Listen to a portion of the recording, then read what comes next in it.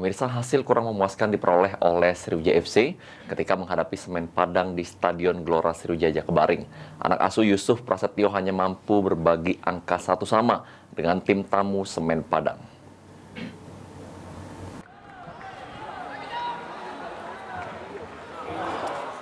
Hasil kurang memuaskan diperoleh Sriwijaya FC ketika menghadapi Semen Padang Minggu 1 Oktober 2023 di Gelora Sriwijaya Jakabaring. Bertindak sebagai tuan rumah, anak asuh Yusuf Prasetyo hanya mampu berbagi angka 1-1 di pertandingan babak pertama. Kedua tim sama-sama tidak bisa mencetak gol sehingga skor kacamata 0-0. Pada babak kedua, Sriwijaya FC juga melakukan sejumlah perubahan pemain untuk dapat meraih kemenangan di kandang sendiri. Sayangnya sejumlah serangan yang disusun oleh M. Nur Iskandar CS gagal berbuah gol. Hingga pada akhirnya SFC kecolongan terlebih dahulu melalui gol bunuh diri yang dicetak oleh pemain SFC yaitu Dia Syahid.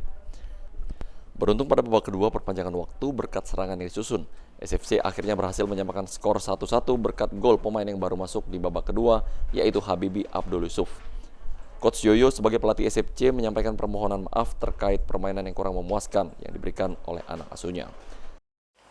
Yang pertama-tama saya mengucapkan adalah saya mohon maaf sebesar-besarnya kepada fans Sriwijaya FC di Sumatera Selatan.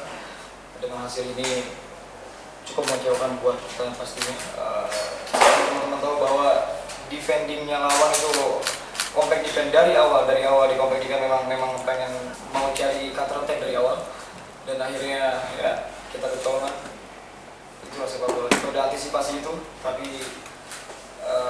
di menit-menit akhir kita masukkan ya. Hal serupa juga disampaikan oleh pemain SFC, Habibi Abdul Yusuf meminta maaf kepada seluruh supporter SFC. Hasil akhir yang didapatkan masih belum maksimal meski Habibi bersama tim sudah bekerja keras di lapangan. Kami minta maaf kepada supporter karena hasil yang kami dapatkan kurang maksimal. Tapi ini semua kita sudah bekerja keras di lapangan.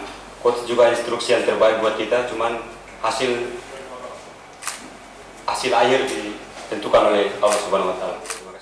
Selanjutnya pada tanggal 8 Oktober 2023, anak asuh Yusuf Prasetyo akan menghadapi laga menentukan melawan PSPS Pekanbaru di kandang sendiri Stadion Gelora Sriwijaya Jakabaring. Eki Saputra, PAL TV.